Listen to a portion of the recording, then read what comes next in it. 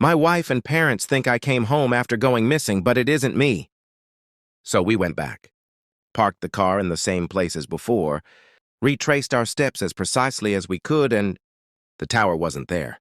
As in, there wasn't even a clearing in the undergrowth. Just brambles, undergrowth, and trees.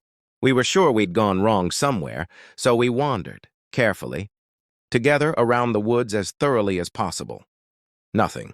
My wife, sister, and brother-in-law found it funny at first, and then got bored traipsing through the trees and asked if we could head back. But I have to admit, my dad and I started to feel a little panicked.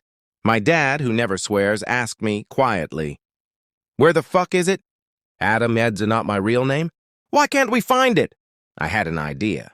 Let's drive over to the other side of the valley, where we originally saw the tower, and see if we can see it from there.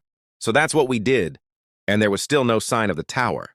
My wife, who had originally found this all slightly amusing, now looked concerned, as if she was wondering whether my dad and I were all right. I was starting to wonder the same thing. We dropped everyone else back home, and I explained to my wife that I was going to stay behind with my dad. She said she understood. I think she knew that my dad and I had been rattled by the whole thing. I was grateful that she didn't think. We'd made it all up. I'd told her about the photos, described the tower, everything. And my dad, who isn't given to bullshitting, had corroborated everything I said.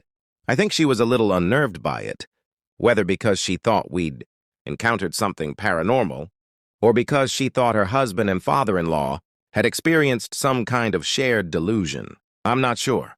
I don't know what prompted me to do this. But I suggested to my dad that we look up the carving we'd seen on the door. In England, it's not all that uncommon, in very old houses and buildings, to find the mummified corpses of cats or buried bottles, filled with weird ingredients, intended to ward away evil.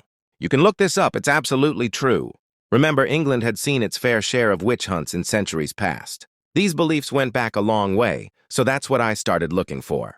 I didn't really know what to Google, but after searching various permutations of witch carving evil ward England, I came up with a result that made my blood run cold, the exact symbol my dad and I had seen, a circle with those petals inside.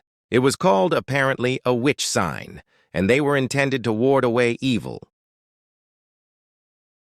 Like the story? Like, comment, and share it for the next part.